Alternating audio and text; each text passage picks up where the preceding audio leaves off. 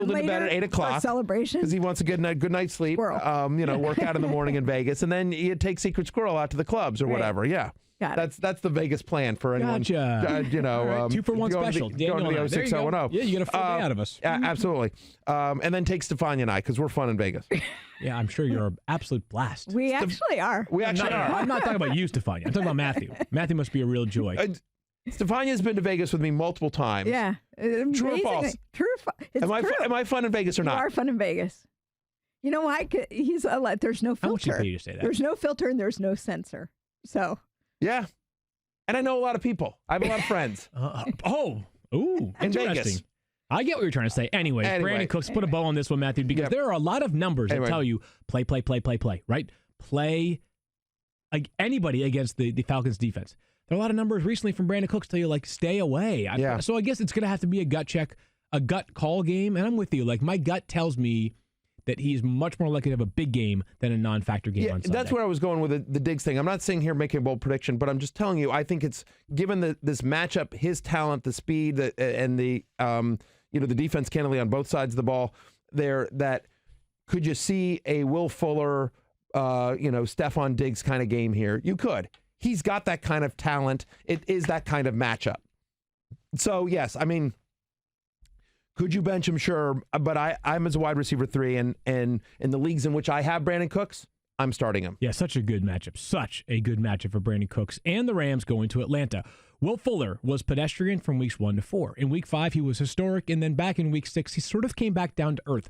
Wide receiver 34. But, as we discussed earlier on this week in the show, he should not have been wide receiver 34. As a matter of fact, if he had caught the 3 touchdowns that were in the hopper, it would have looked like week 5. He would have been wide receiver 1 again. Yeah. So are we at the point now that okay, it's good. We are going to trust the process and just start Will Fuller because the big play propensity is so substantial. Even if there are weeks where he leaves a lot of points on the table, then just play him. Just do it because he can win you your league in a given week. Yes, and one of the things we've always been concerned about is can he stay healthy? And there were a couple times last week where he was down, and I was like, oh, is he okay? Is he okay? He shows up on the injury report with 2 body parts injured this week, calf issue and oblique issue, but was able to do some more work yesterday. So he is trending in the right direction. I feel good about him playing. Okay. But, double check the Friday reports. And if Stephania feels good about him playing, then, I think he's a starter. I'm as a top 20 play this week. What I like is that he's gotten at least 6 targets in every game this season, okay? Mm-hmm. So, I mean, it hasn't been just, it's not that the lack of production has come from lack of opportunity, right? Him and Deshaun Watson, there's been a couple of drops and,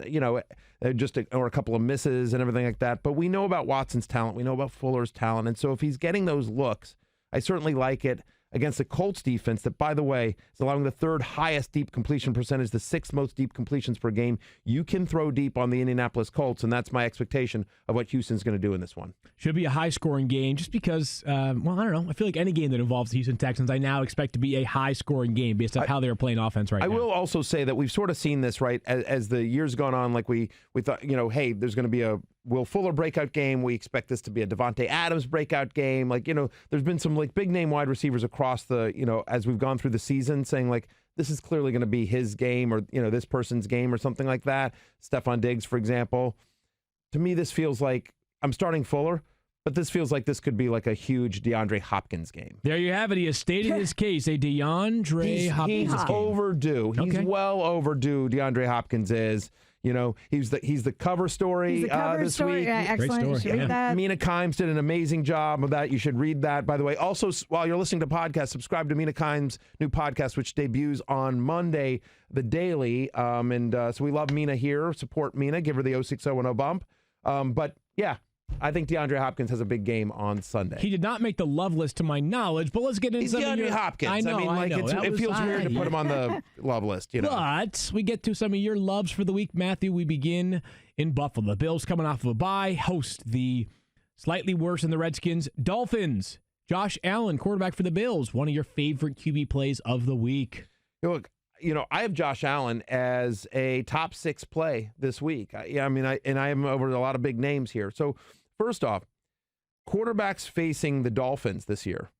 just whoever it is, averaged 24.8 fantasy points per game. That's good. That's the best quarterback in fantasy right there. Yeah, it is. Just the quarterback facing Dolphins is the best quarterback in fantasy. Yeah. And this week it's Josh Allen, who last year, as a rookie with less talent around him, averaged 34 fantasy points per game in his 2 games against Miami last year. And I would argue Josh Allen is better. He's got more talent around him this year, and the Dolphins are worse than they were last year. So rushing touchdown or at least 9 rushing attempts in all 5 games this season for Josh Allen. Yeah, give me some Josh Allen on Sunday. I expect him to be a very popular DFS play. Did he come up in Squirrel, Clay, and Smizzle? Did come up on CSS DFS, correct? Yeah. Okay. Josh Allen, he's great value. Okay, Clay, Squirrel, and Smizzle. They're right. CSS DFS. Matthew clearly a pretty diligent listener to that podcast. Listen, as long as you download, I've been catching up on Ringing the Bell, so it's like whatever. That's fair. I've been going through the archives and yeah. All right. Another player that makes your love list this week is Tevin Coleman for who's 49ers? Stephania 49ers. Undefeated. 49ers. Taking on who this weekend? The Redskins. I'm sure Matthew and Stephania have a healthy wager on that one. Redskins, 9.5-point dogs. Finally getting the points. It's only taken 2 years. It's only taken 2 years. Here's the thing. You know what? I'm going to be so generous. I'm going to give you what? I don't even know what's the spread on that game. It's like 9.5. 9.5 points. Yeah. That's all. Here's what I would say.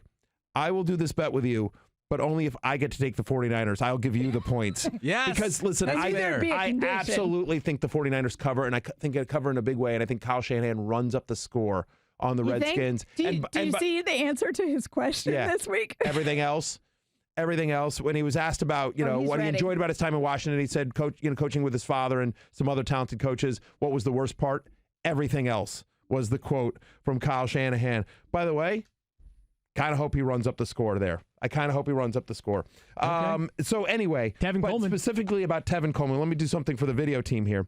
So yeah, I love Tevin Coleman this week, right? Last 2 weeks since he came back, he's averaging 18 touches a game. And you think about this 49ers offense, right? That is already the most run-heavy offense in the NFL. I mean, they are leading the NFL in rush percentage. And by the way, Tevin Coleman, since he's come back, has gotten the majority of the work inside the opponent's 10-yard line. Like, he's their goal line back. And so the 49ers, who are second in red zone rush percentage against my Redskins, who are awful. I'm sorry, the 49ers are second in red zone rush percentage going up against my Redskins, who are the 5th worst run defense in the NFL. I think this defense is so amazing of the 49ers. I think there's a couple of turnovers, so I think there's short fields here. So there could be some cheapo touchdowns. Absolutely think Tevin Coleman gets in the end zone this week. Must start to me. You've got plenty of confidence in your Redskins. Stephania, T.Y. Hilton, the Colts coming off of their bye. Any question marks at all about his health going forward? No, not even on the injury report at all this week. And this is really good news. Remember, he missed a game. Uncharacteristic for him, doesn't miss much. But after he left the game in week 3 early, he did not play in week 4, did come back in week 5, but sort of a pedestrian game. It was more of a run-heavy offense that week anyway, but then goes into the bye, gets all the rest he needs. Not on the injury report. You got to love that. Not on the injury report, but he's on the love list, Matthew.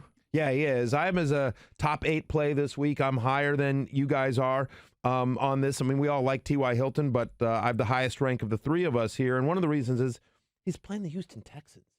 Like, 115 yards or more in 4 of his past 5 games against Houston's. His 2 top career games have come against the Texans.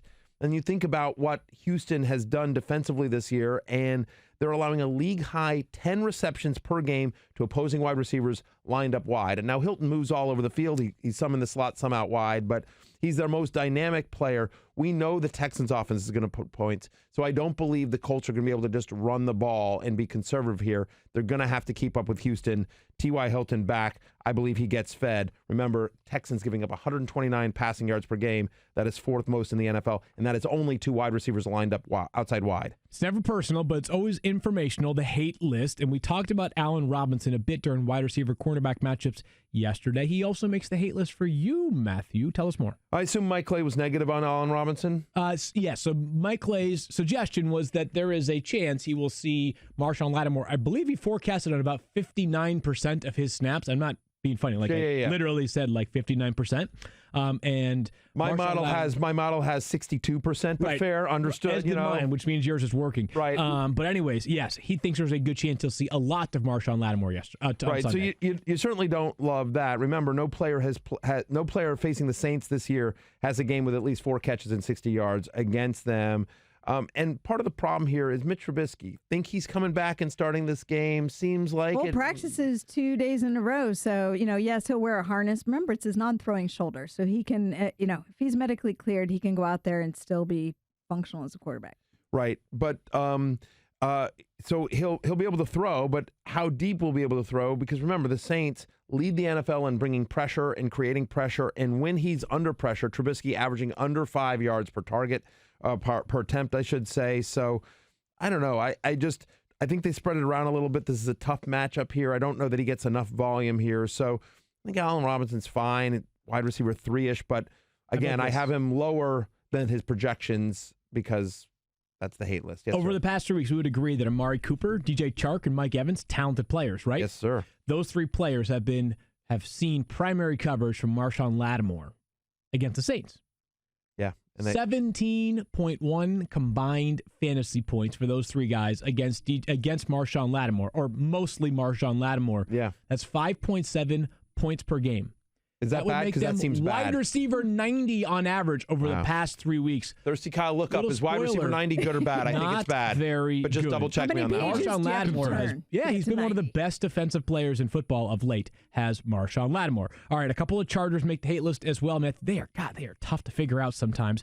Another injury for them. Travis Benjamin goes on IR, but perhaps they are maybe making some strides with the running game, but the passing game, Phillip Rivers, who's he throwing to?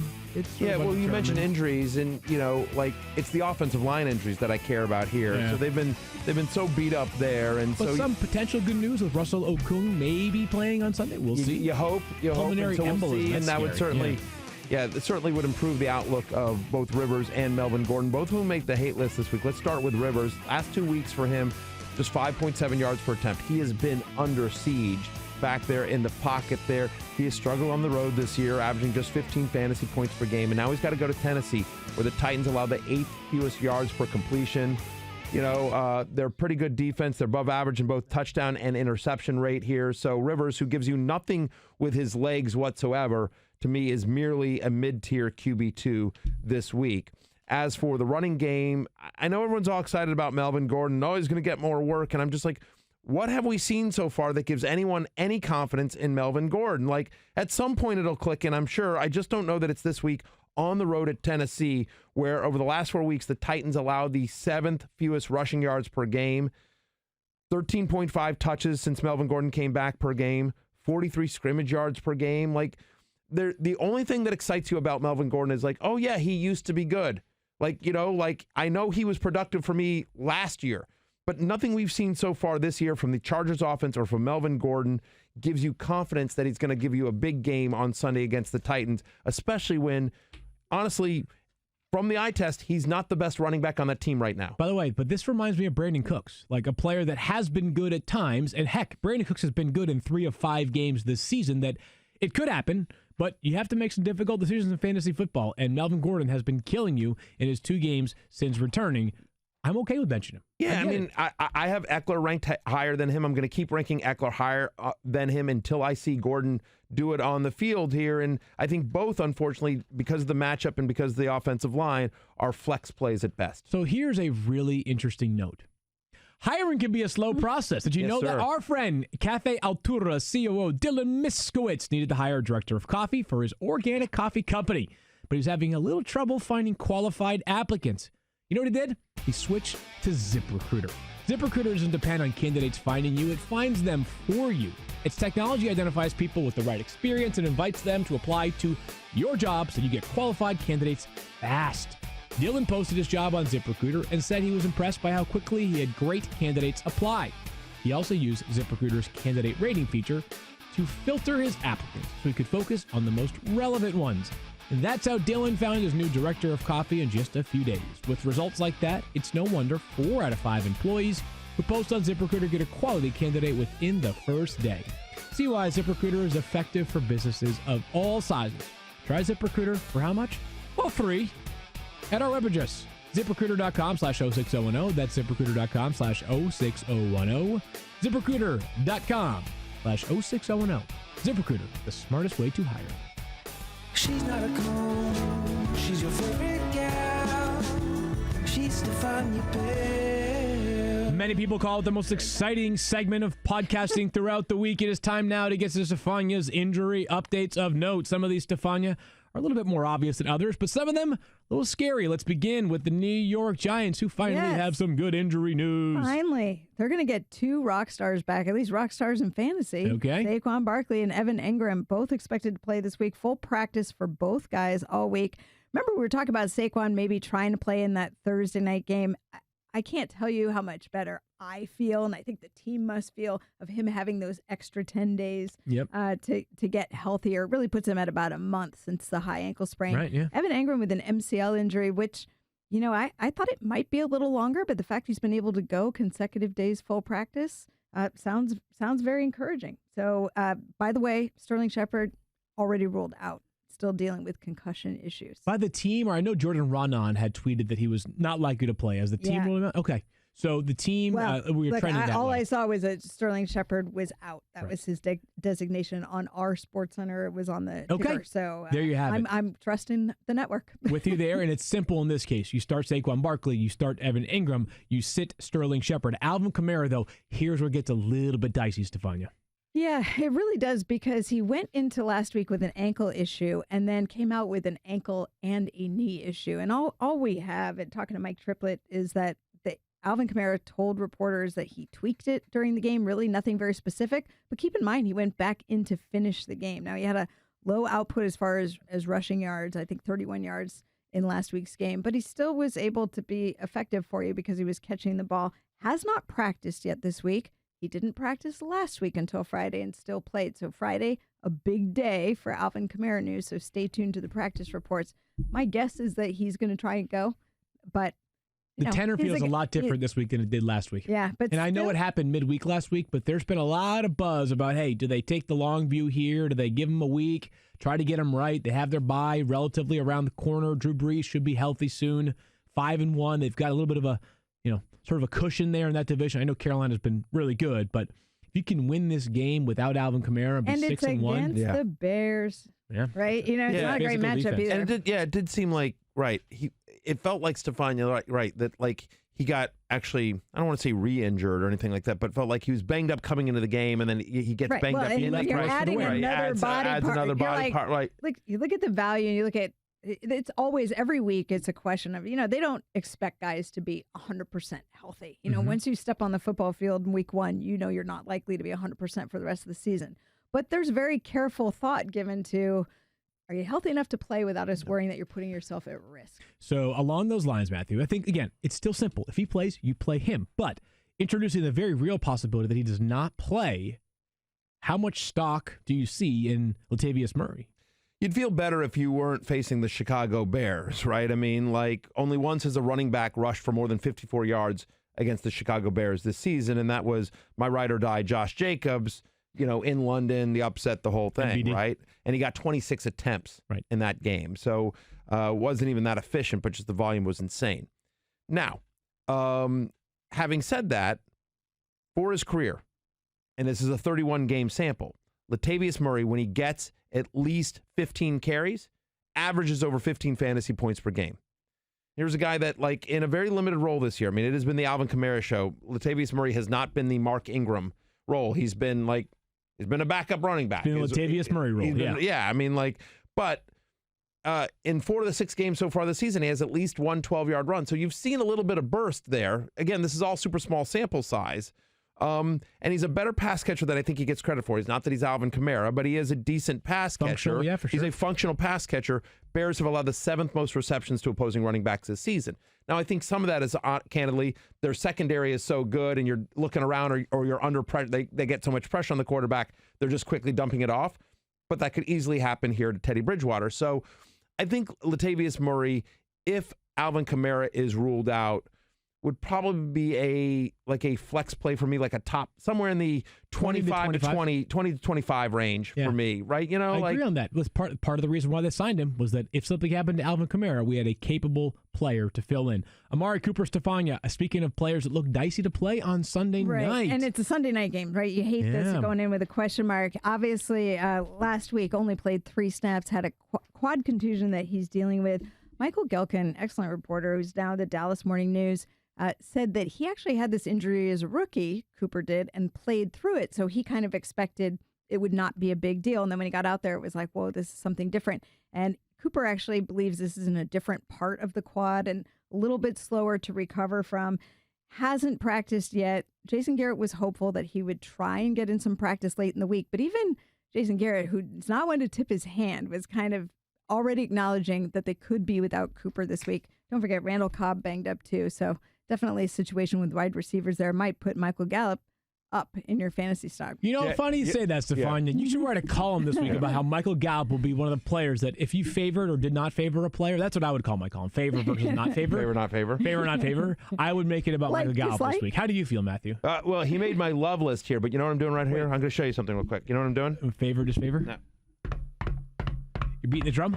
No, he's riding the horse. You're galloping. I'm galloping to put him into my lineup. You're galloping. But you know what? How about that? That looks so awkward and weird. Yeah, again, Look, coming from the guy who's fun at Vegas, it makes total sense, kid, right? With the hands, like this. Just so you know, awkward and weird is on brand for me. FYI. Yeah, totally. Like, I don't know if you know this, but I host a streaming puppet show about fantasy football. Old radio shows. They used to take the things and put them on the rocks, and that was the horse. Yeah, well, like right, exactly, or like old Monty Python. You know, Take like the 2 coconuts, right? The 2 coconuts. So I was looking around for something to bang, but yes. Field doesn't know these references. No, I actually know that one. I know that one. Thank you for the record. I know that one. Right. Yeah. Like Captain America. I get that reference, right? But yes. So, right. Anyway, awkward. You're galloping awkwardly into Sunday night. Awkward and weird is on brand for me, and I am galloping to my ESPN fantasy app to put Michael Gallup in the lineup everywhere you can. He's playing the Philadelphia Eagles. Yeah, right? you had me there. You had me right there. Right. You had me at Philly, right? I mean, like they revived Stefon Diggs last week. Look, at least 7 targets in all 4 games that he's gotten this season. And that's been with Amari Cooper. So without Cooper, you'd expect a lot here. Eagles have allowed 6 different receivers. Yeah, they've been generous. 6 different receivers to go over 100 receiving yards this season. 5 of them have scored. The only guy that didn't score was Devontae Adams, who went for 180 on them. How about that? The Thursday night game. That's crazy. Yeah. I mean, so anyway, Gallup, who, you know, has been really productive so far this year, and again, they just struggle, especially with wide receivers out wide, which is where Gallup is. Yeah, full speed ahead. I have Michael Gallup at 16. I might be too low on him. Stephania, David Johnson played last week, so I think logic tells me, yeah, he's going to play again on Sunday. Right, he's on the injury report again. Different issue. Like it was his back that was bothering him before. Now listed with his ankle. Didn't practice on Wednesday. Limited Thursday. Trending the right way. If he practices again today, I would assume that you'll see David Johnson. Doesn't sound like there's much threat there in Arizona, which is good. Devin Singletary, too, a player that's finally back, not just from his bye, but also from his injury. Yeah, this is a big one. I don't know if you guys realize how much time he's missed. He missed weeks 3 through 5, got injured week 2, missed weeks 3 through 5, then the bye in week 6. So he's been out a month with this hamstring injury. Came straight back to full practices, everything pointing to him playing. My only thought would be a guy who misses a month with a hamstring, are they going to control his volume somewhat? You know, just kind of see how he responds in game. They have Frank Gore. They certainly could share the workload there. All right, Matthew, though, Mike Clay has been saying, I don't care. I shouldn't say I don't care. Well, they're playing the Dolphins. Right? You're starting him and Frank Gore. You feel the same way about Mr. Singletary here? Yeah, I do. I mean, I have him as a he's flex on my favorite play. list. Yeah, I mean, he's like he did make the love list this week as well. I mean, look, he's had 10 carries this year, right? 7 of them have gone for more than 10 yards. Wow. Like Devin Singletary just sort of like just explodes, right? He's among running backs. Get this, he's tied for 25th in terms of the number of 10-yard carries. 76 different running backs have more carries than Devin Singletary. 76 have more carries. he's top 25 in terms of runs of 10 yards or most against most 10 yards or more. Like, he's an explosive player. They're going to use Frank Gore in this one as well. But if you're tight end desperate, I think both are viable flex plays against a Dolphins defense that has allowed 4 different 100-yard rushers this year, that has allowed 5 different running backs to score over 15.5 fantasy points so far this season, that gives up the most rushing yards per game in the NFL. Yeah, I mean, I think both guys are very viable flex plays. And if you knew one was going to miss, then the other guy would be much higher. But both guys are certainly viable this week. When I'm not writing my favor/disfavored players column of the week, I think of funny bit ideas for the podcast segments. Next one that comes to your way, America, or actually the globe, because people listen to us all over the universe. Right. Issues with trust or no need to adjust. That was actually coined, I think, by Kyle. So hats off to Kyle. That's thirsty now Kyle. Married. He's gotten married. He's become more creative. Aaron Rodgers. And, it's like, hey, Aaron Rodgers. You got to trust Aaron Rodgers, right? He's Aaron freaking Rodgers. Quickly for one second. Hold on. Marisa actually came up with that segment, not Kyle. I told her I needed a word to rhyme with trust, and she pieced it together. She's the better half. Well, you know what? I'm not she's a teacher. She's educated. She's smart. She's good with words. Like, I love Marisa, so I'm not even surprised. But let me ask Secret Squirrel this question here, very quickly, Secret Squirrel. You've been married, and I'm just curious. Like, tell me, in your expert opinion here, Secret Squirrel, when you immediately get married, like within the first weekend after you've been married, right, and your new wife says, "I have an idea for a segment, and it's called Issues with Trust or No Need to Adjust." Is that a warning sign? Is that a little bit of? Is there some subtleness going on there? What's happening? I think it's. I need you to break this down for me. Yeah, you sort of slide it in there and sort of like see where it lands. You know what I mean? But it's definitely something that you should keep an eye on. Yeah, just like when all of a sudden, like, oh, honey, we're married. It's so great. Issues with trust that comes right away. Yeah. But then what's the rest? I have an idea. Issues with trust or no need to adjust. See, this is going to play a lot better on the audio because they can't see the looks you're making. Without the looks, we're good. Yeah. But the looks kind of sell in. Yeah, I'll keep an eye on things. I'm just saying. I'm just like, I don't know. Interesting. It was a very interesting thing that she came up with immediately after marrying you. Thirsty Kyle. Fair enough. Aaron Rodgers against the Oakland Raiders on Sunday. Hard pivot from marital issues. Aaron Rodgers actually still cracks all of our top 10. He has been the 16th best quarterback so far this season. Here's the problem. Here are the healthy wide receivers, the healthy ones for the Green Bay Packers. I'm listening. Alan Lazard. Sure. He had a great game on Monday night. Yes. Darius Shepard. Yeah, of course. Fumbled. I believe he's Sterling's cousin. Wow. Not related. Jake Kumaro. I love Jake Kumaro. There you go. Good hair. He's got great hair. Great hair. And last one is Ryan Grant. As in, not the former running back. Former Redskin, former Raven for a day. Right, briefly a Raven. That's right, yes. Former Raider. Ryan Grant. 2 first names, always a crowd pleaser. So I think he literally just got there like 3 days ago. So, yeah, that's literally did. They signed him literally had to have people to practice. So, I mean, they are totally figuring it out right now amongst the wide receivers. No MVS, no Geronimo Allison. It's trending that way, and no Devontae Adams. I mean, let's put it no as in have not practiced this week. So even Devontae Adams wouldn't rule himself out, but let's be honest, it's not looking good. So assuming all 3 of those guys sit, can you play Aaron Rodgers on Sunday against the Raiders? Yeah. Very convincing right now. It's hard. I think you have to just sort of trust in the talent, and it's a decent matchup with Oakland. Although I will say Oakland is playing better defense. They're playing some inspired football, and they've had 2 weeks to prepare. They're off their bye, so they've had. I would certainly lower him a little bit. So I currently have him at 9. Field, you have him at 8. Stephania has him at 7. So we all have him as a low-end QB1 here. But, I think he moves into QB2 territory, assuming all these guys are out. But worth noting, right? So here's the Raiders have, I don't know. The Raiders are playing sort of inspired football, but they're still not a great defense. I think so. If you only roster Aaron Rodgers, I'll give you a streaming option later on, but I don't know that I feel particularly strong about this streaming option this week. If you roster Rodgers and somebody else, then I think it's a reasonable decision to make. Here you go. I got a question for you. Here you go. Quick heads up. Aaron Rodgers, let's assume all these let's assume Allison, MVS, and Devontae Adams are all out. Yep. Aaron Rodgers against Oakland or Danny Dimes at home against the Arizona Cardinals in Patrick Peterson's return? Dated dimes, baby. Yeah, I mean, I think Go that's big, right. why not? Like I have Daniel Jones at 13. I have Rodgers at 9. But I think yes. Go big, baby. After I do my rankings update like today after all the Friday practice reports, I think there's a very good chance, assuming that it's looking like those three guys are going to miss, Daniel Jones will be ahead of Aaron Rodgers this week for me. Sony Michelle weirdly is. No, excuse me. He was not. He is not our running back 22 on the season. He is running back 35 on the season. His ADP was running back 22 for this season. He's seen his volume in the passing go up for the past couple of weeks, but any issues here to trust Sony Michelle against a Jets defense that last week at least looked much better and did, well, not a great job against Ezekiel Elliott.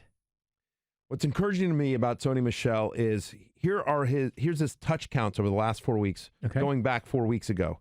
9, 17, good, 19, good, 24. Ooh, I like that. Yeah. I'm noticing a trend. Yes. I mean, it's obviously increasing. Every running back, all three running backs, 3 different running backs have gotten 12 or more carries against the Jets this year. All 3 of them have scored.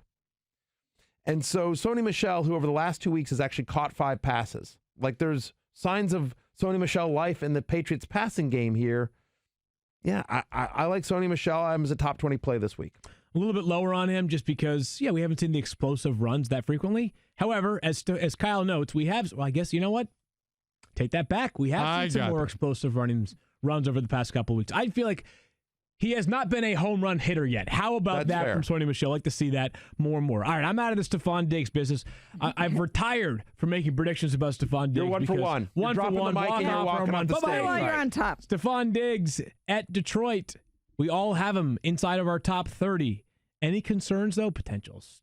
Shadow coverage, potential regression to the mean, not playing the Eagles. Are you guys just like, crank them up, ride the hot hand? You want to take this, No, Stefan? You want me to? no. All right, I got Go it. ahead. Yes. So somewhere in between. Okay. I am not like, woo, everything's great, right? But I'm also not like, no way, Jose. Look, the fact is that after a game like that last week, I just don't know how you bench Stefon Diggs. But it's certainly a tougher matchup here against the Detroit Lions. He's going to see some Darius Slay in this game as well, and so that's a tough matchup. Last 2 games against the Lions, 7 for 76 and a touchdown. Over the last 2, that's combined for 2 games. So you don't love that, averaging just 10 fantasy points per game in those 2 games, right? Having said that, I think it's going to be a little bit more friendly of an offense, more pass friendly of an offense here. I certainly think Adam Thielen gets done. And so, feeling it. And Stefon Diggs has had success against the Darius Slay and the Detroit Lions in the past. Last 2, not so much, but just overall over the course of his career, as he's been with the Minnesota Vikings and Slay's been with Detroit, he has had success there. And so, I have him at wide receiver 22 this week. I have him as a high-end wide receiver 3. There's some upside there, but there's certainly some risk. But candidly, now I have him in a deep league. I have Diggs in a deep league where I don't really have any options, but I'm probably more, if I'm on the fence, I'd probably start him rather than not, just based on last week. Robbie Anderson played really well last week for the Jets. He had over 100 receiving yards. 92 of them came on just 1 catch for a touchdown, but now he draws the vaunted Patriots defense. Any way you can start him, Matthew? You have him on the hate list, but yet you're still quite a bit higher than Stephania and I in terms of the ranks. Yeah, I mean, the hope there is that he gets deep for 1. Okay. I mean, I still have him as a wide receiver 4. Right. I mean, so yes, I'm higher than both of you guys on the ranks, but I'm at wide receiver 4. Right. As a wide receiver 4, not at wide receiver 4, but I am I'm 36, right? And I have him at 36 after the guys from Thursday night, the Tyreek Hills and Cortland Suttons and Emmanuel Sanders have been taken out. So he's moved up even more. So, yeah, I mean, that's what you're hoping for with him, right? He's going to get shadow coverage from Stephon Gilmore. You don't love that. It's, the Patriots defense is the best in the NFL right now. But I think what you're hoping for is that the Jets are down big, that there's some junk time, or that Robbie Anderson, as good as Stephon Gilmore is, he's still human, and every once in a while, I mean, Robbie Anderson's really good and really fast, and all he needs is 1. I mean, we sort of saw this on Thursday night, right? Matt Moore comes in, the offense is completely struggling, but Tyreek Hill, 1 play. Made the night. I mean, and I'm not saying Robbie Anderson's Tyreek Hill, but they're similar players in that they are, once they get the ball in their hands, they are very, very fast. And so, yes, so that upside for just 1 big play is why I have him as a wide receiver 4 this week. Mike Clay noted earlier that Robbie Anderson has been owned by the Patriots previously. He looks to break that streak in Week 7. Terry McLaurin, a player that we all love in terms of like how we actually feel about him. But for this week, Matthew, he makes the hate list. Going against who? Who? I wonder. The 49ers of Stephania Bell's heart. Yeah, I still think he has a chance. But yeah, I mean, look at the rate. I still think he has. Get spicy. Because, well, who else are they going to throw to? And I think that depending on how they play this game, they could still make plays. You could still have success in the middle. I think he's got a quickness that makes him a little bit tougher to defend. I like what I've seen from him so far. I think he's still a potential flex play wide receiver, depending on what your options are. Which we all have him as a flex play, as a wide receiver 3 or as a flex play. And I agree with you. I mean, what you're banking on there with McLaurin is similar, I think, a little bit to Robbie Anderson, even though they're obviously very different players. You're banking on volume and just talent of the player. If he makes one move, he gets a little breakaway, that could be enough to have made it worthwhile. And there's going to be some junk time in this game because I really think the 49ers are going to kill the Redskins in this one. Trying to reverse jinx it. I see you. I'm not trying. The opposite of that. I'm kidding. I know. I want to be clear about this. This is what I hope. I hope happens. Stephania, I hope your 49ers go into FedEx Field and crush my Redskins like a grape. I hope it is not only a loss, but I hope it's a humiliating loss in front of a stadium filled with 49ers fans. I hope that it's 49-0. I hope you guys put a 50-burger on us, and I'll tell you why. Because it is only with complete and total humiliation and rock bottomness, even more than we've been already, that there's any chance, even a sliver of a chance, that Bruce Allen is no longer there. That's the only way that it happens. If we go 6 and 10, if we get 4 and 12, he's still there. We need to go 1 and 15 and be blown out in front of other fans in an embarrassing fashion. So go 49ers this weekend. And one thing that does give you pause here, Stephania. So the last 2 weeks, the 49ers have played the Browns and the Rams. Cooks, Woods, my little Cooper Kupp, Odell Beckham Jr., Jarvis Landry, a lot of talented wide receivers they've faced over the last 2 weeks. Only Jarvis Landry has more than 27 receiving yards against the 49ers, right? No players had more than 4 catches. So that's the concern here with Terry McLaurin. But again, I think they're down big, a ton of volume there, and you hope again, same thing, that you hope he gets in the end zone, which he has done a ton this year. Again, we have a very special guest here on the podcast. He's going to come over and say hello in just a moment. Before our guest of honor joins us, we have what might be the single most embarrassing rendition of 2 guys trying to emulate an iconic dance. What? All right, time now for our daily reminder to don't be this guy. Actually, let me take care of this one, Barry, because you 2 bums don't be this guy. Look at you idiots trying to learn how to dance. Zach had to run out of the control room and teach you bums what this bye-bye-bye thing is. What? No, I knew it beforehand. Yeah, I did too. I was practicing. I'm just trying to get practice. I'm teaching Zach. Yeah, we're teaching Zach how to do it, strong man. 5,000 years old over here. Yeah, exactly. Zach learned from me. Stupid idiot. You're in the 06010. You guys do not have moves. No, we certainly do not. So for people that watch the live stream on Twitter at Fantasy Focus or the ESPN YouTube channel or the Facebook page of ESPN Fantasy or in the ESPN app, you saw during what we call our mid-roll, you saw a clip from the Fantasy Show yesterday, the Fantasy Show on ESPN Plus. And for those that have not seen that show or missed the mid-roll, what it was we did a segment, we did a whole sketch about bye-week replacements. And so as a part of that, Secret Squirrel and I had to do the in-sync bye, that dance. We had to do the dance moves. And so you saw a clip of our PA, our young PA, Zach, coming out and teaching Daniel, because Daniel and I were so terrible at it when we first tried it. Not good. Yeah, we were bad. You were only terrible when you first tried it? Oh, no, we crushed it after we got it down. Yeah. I gotta say. We went from awful to I guess we can live with it. Yeah. After a couple of takes. Good enough for paid internet is how we sort of felt with pretty it. Pretty much. Good enough for paid internet. So there you go. Anyway, so that's what we just... Take a lesson from the Seahawks then. Again, that guy that you just saw in that video claims he's a lot of fun in Vegas. That guy, yeah. A lot of fun in Vegas. I want to... Hang on for a second. Thirsty Kyle, right now, a poll on Fantasy Focus. Who would be more fun in Vegas, me or Field? The guy that wins you money or the guy that... Leave the third option open. No. Write-in vote. Write-in vote for Stephania. No. Yeah. Me We versus actually, Field. he doesn't want my name on there because I beat you in that exact vote. We got you. We'll have these results on If your Monday. name's going to be on there, then my name's to be on there. What if people like me more? No, it's just me and Field on this one. Okay. I'm sure I will concede victory to both of you. This is just me and Field.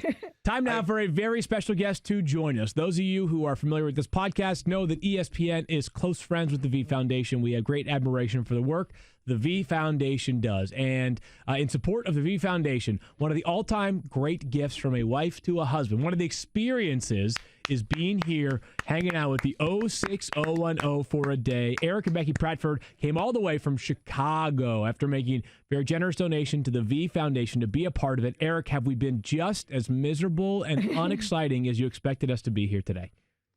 Wouldn't want anything other than the mediocrity you guys always bring. So it's been perfect. All right. We appreciate We're that. on brand. Have you asked for your money back from the cancer organization? Would never want to do that. Support the V Foundation for a long time. Well, which is terrific. The V Foundation is literally the best thing this company does, and I don't think it's particularly close here.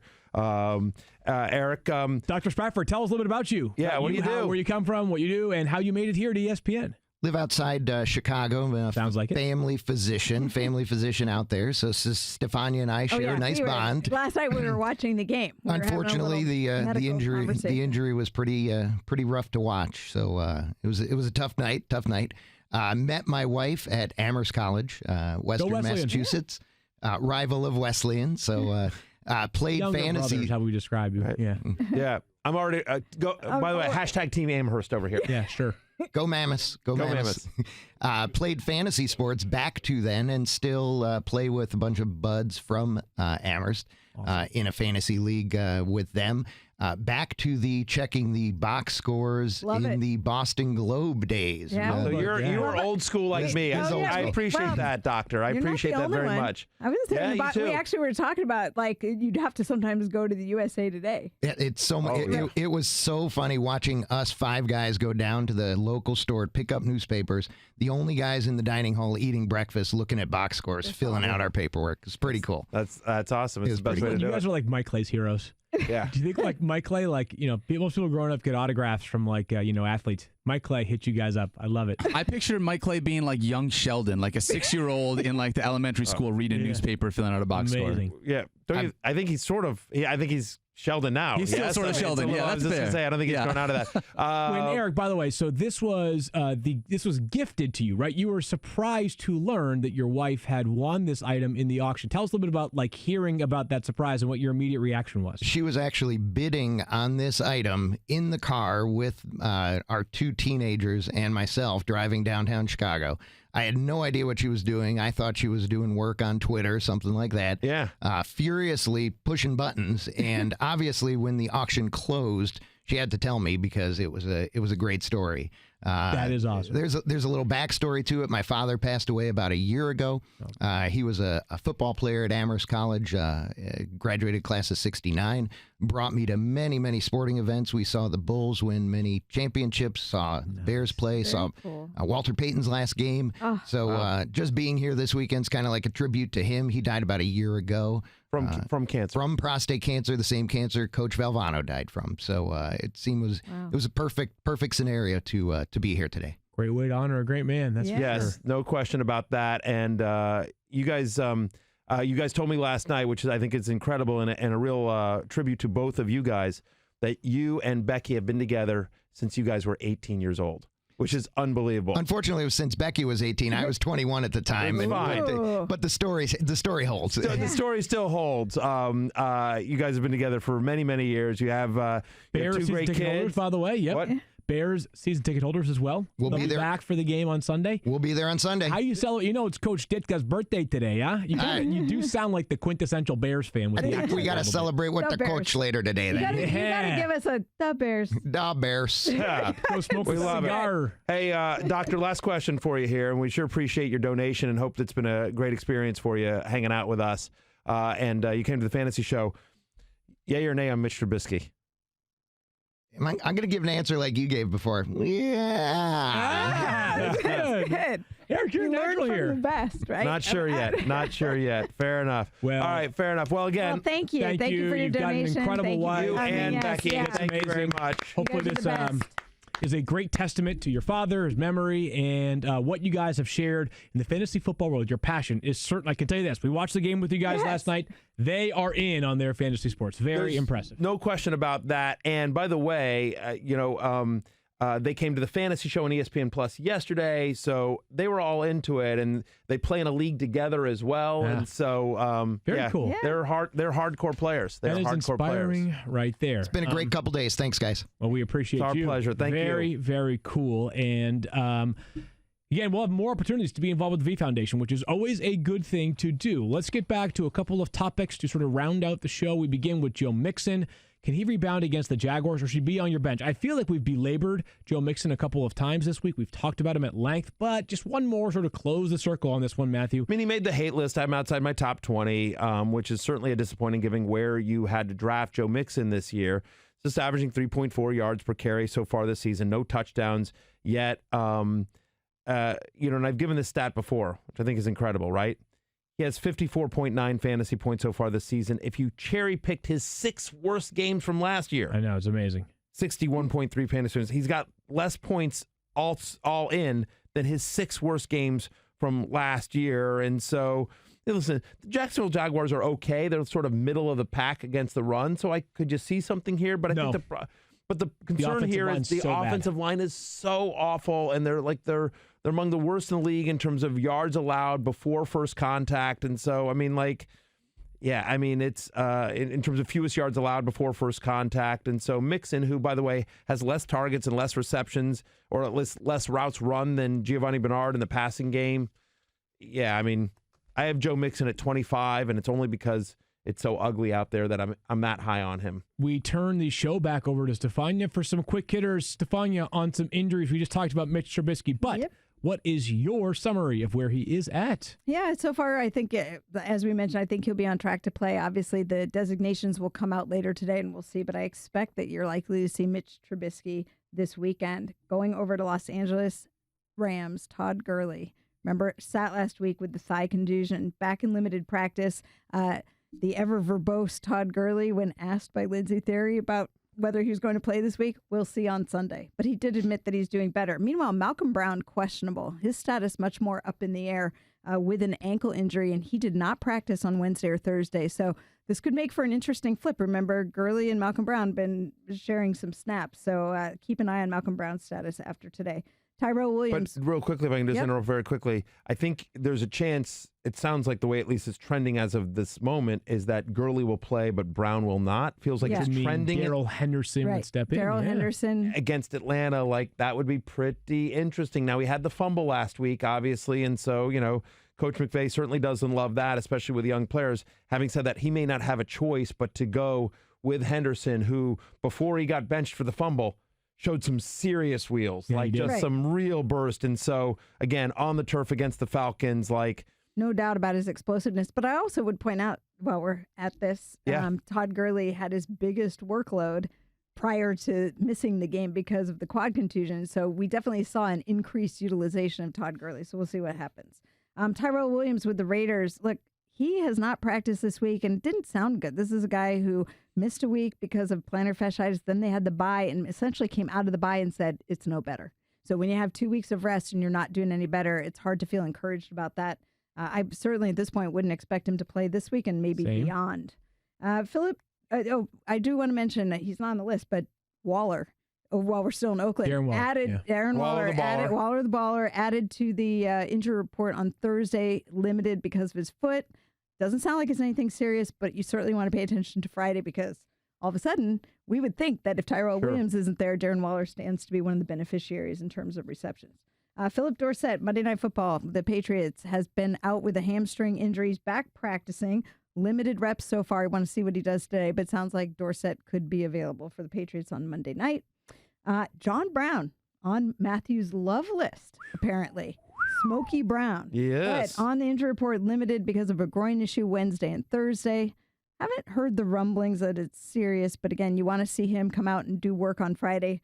These are some of the guys who I expect you might see a questionable designation on, so just to kind of raise your hand. And if I just may clarify something, of course, I write the love-hate column on Wednesday, and so John Brown did make the love list against Miami. I think he would have a big game if he plays. However, Stephania, if he misses this game, he would no longer be on the love list. Just if he is inactive for the game, he immediately comes off the love list. I just want to be clear about that. Just help clear up any confusion. Just kind of a little rule that I have. Right. He also would be off my like and dislike list. So got it. Well, I had like and dislike. You had favor, disfavor. Favor. He also would make it. There's somebody else that does like or dislike, by the way, just so you know. And finally, there's a lot of variations of love-hate out there. But favor, not favor, I believe is still available. Okay, so not favor. Sorry, John. Not you don't play favor or not disfavor. Favor list. Disfavor. I'm not much of a grammatical technician. Okay. Favor, not favor, or favor, disfavor? I'm going favor, disfavor. Favor, disfavor. I don't know. I like advantageous, disadvantageous. That works too. That's another one. That's another one that's available. Yeah. How about plus minus, like your show? Minus. Like NBA real plus minus or what? We're talking like we just bad. Up, down. Yeah. Come see, come saw. Oh, there you go. Interesting. Last one here for Jared Cook. Oh, yeah. Okay, swipe left, swipe right. That's Thirsty Kyle.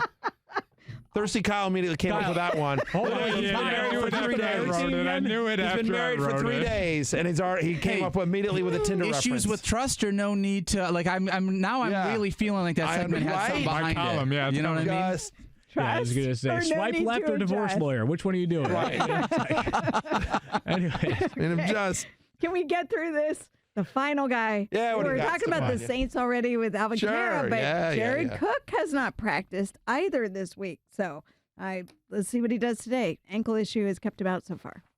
All right, fantastic. Well, listen, while you're still doing the workshopping there on favor, disfavor. Right, working on it, yes. Field and Stream has become a massive hit that America has fallen in love with. I really just we've want had several poses offers. and pictures. I want you in we've got fishing vest some options. With standing out in waiters. Waiting boots, yeah. Several the hat with the little hooks on it. Yep. We've got there's potential. We've had some conversations with some very prolific people. A couple of Kardashians have reached out. We've had a couple of offers from major networks to put this segment to make it a huge part of their show on a daily basis. So if I retire from this podcast soon, goodbye. We'll see you on Bravo. Yeah, Bravo. That's right, baby.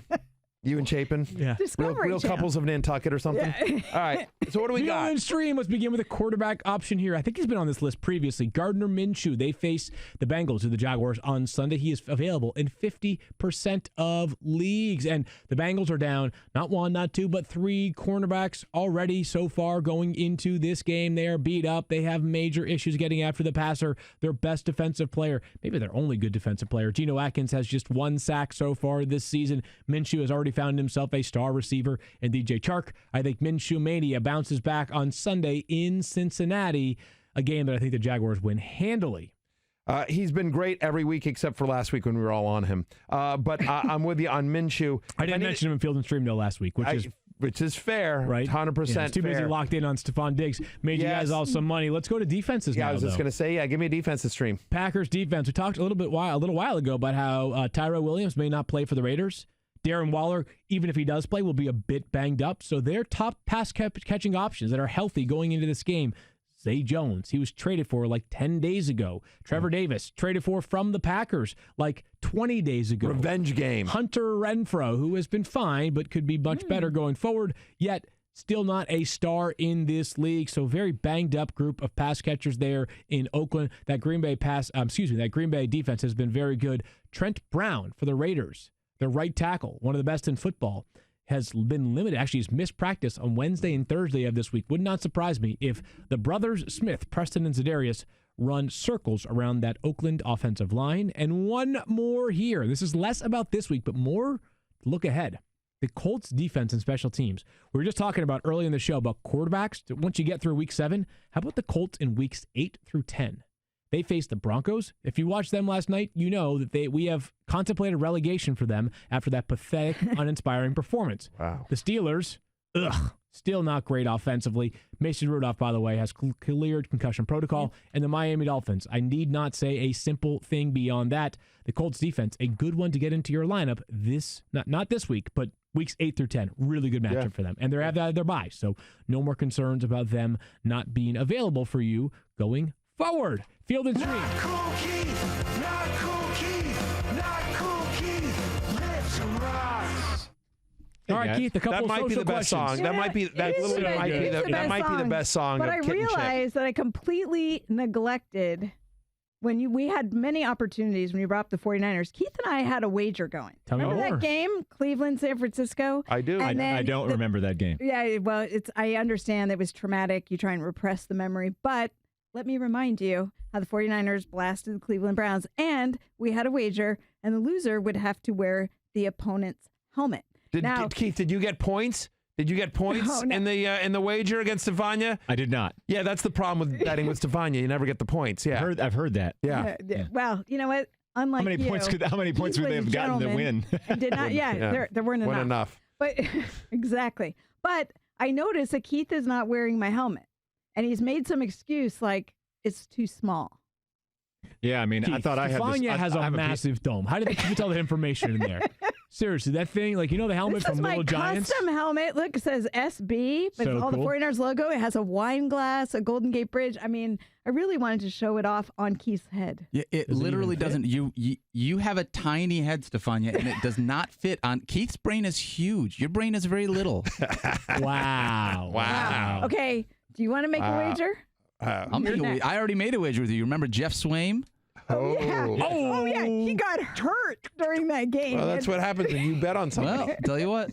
But you know what? Keith is, you're not getting away with just putting on top of your head. We'll come up with more punishment later, but go ahead and carry out your segment. Maybe he should wear, foolish. You know what? Maybe he should have to wear 49ers footy pajamas for a show. Ooh, a onesie. A onesie, yeah. Ooh, does MeUndies make those or no? I don't know if they make 49ers ones, but they definitely have Halloween print MeUndies we could look at. No. It's got to have 49ers all over it. We'll find something. Okay. We could just draw on him. Like, Yeah, we could just use that's true. markers to cover up the rest I of his could get body. one of those fathead 49ers things and That would wrap them work. up in it. Yeah, I like it. Let's All not right, go Keith, let's not get carried away here. A couple right? of social questions, Keith. Yeah. D. Swarty wants to know, should I be looking to sell Hunter Henry before he gets injured again? Stephania, your thoughts on the health prognosis That's of a little Hunter harsh, I Henry? know. Look, I'm not into like future, the kid just came back. I mean, let's give him a chance. But no, here's what I would ask. In all seriousness. In all seriousness. There are some players that, as we've talked many times, there are some players that you feel are injury prone, and there's some players that have just gotten unlucky with injuries. Yeah, I need a bigger sample size than what he's had. We just haven't had enough time. An ACL, and you look how common those are, and then he's back. He has this tibial plateau fracture. There's not really been enough time. And it's a label I certainly wouldn't want to apply indiscriminately. So let me spin it off from the health part and take it this way. If you roster Hunter Henry, there's a good chance that you have been using somebody else in your lineup because he's been out for 4 games prior to the one that he played in this past week.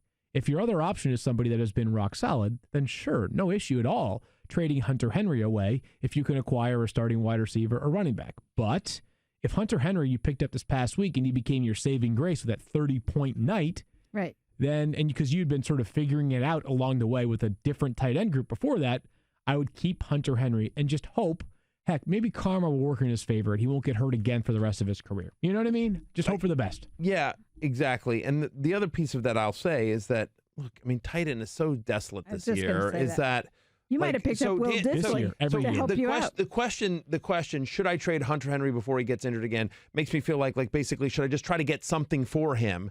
And I would not do that. I would not be actively trying to shop Hunter Henry. Having said that, to Field's point, if you have depth at the position, that's a very valuable commodity. And I certainly, if you got a good offer, I'd be okay with it. All right, Keith, final one from you. Maybe it was after seeing the bye here thing, but JT has a question. Is Brandon Cooks a sell high if he exploits this matchup? Ooh. Sell high.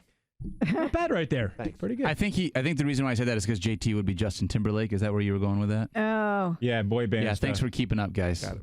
Yeah. Sorry, thanks for not knowing my who the knowledge is NSYNC not people are. amazing on boy bands. That's yeah. shocking, no. Do they go into a bye the week after that? They might.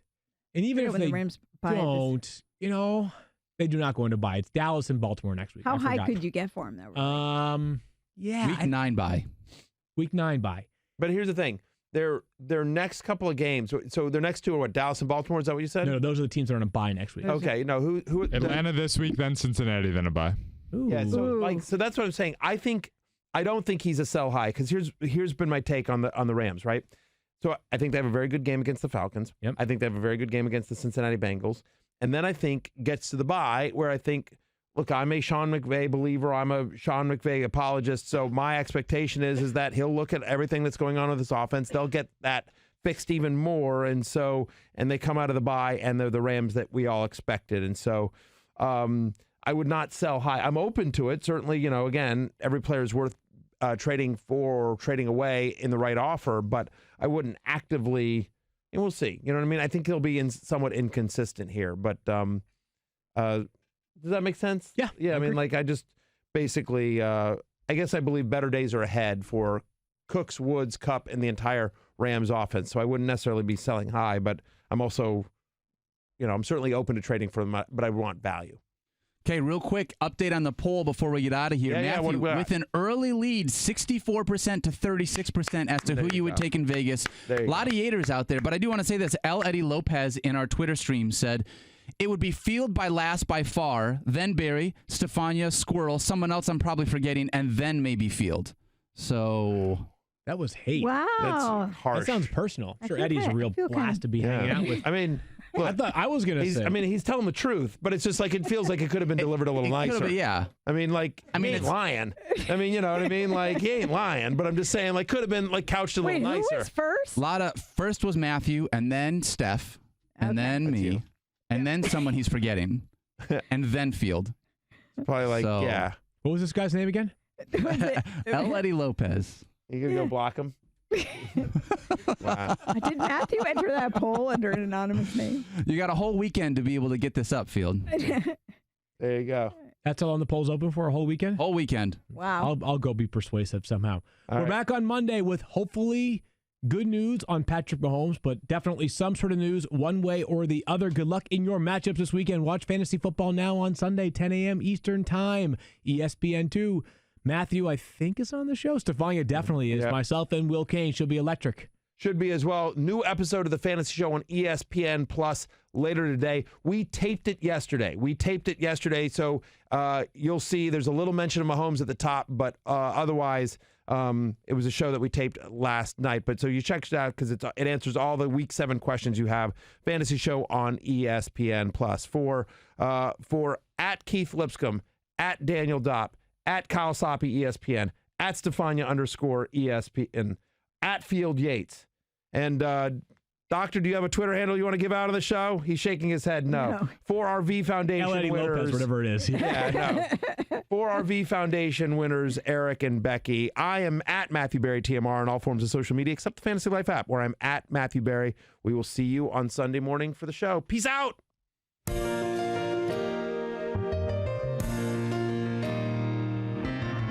If you need a stick of Tide, Field is your guy. If you're in Bristol or in Farmington, you should find another ride. Candidly, he hates Mike Clay, and you know that it's a fact. Every Yater's gonna Yate, 'cause he's on TV every day. A spicy tomato who's got the stats and tweets that'll make you laugh. He's our favorite host, and everybody knows his name. He's Field.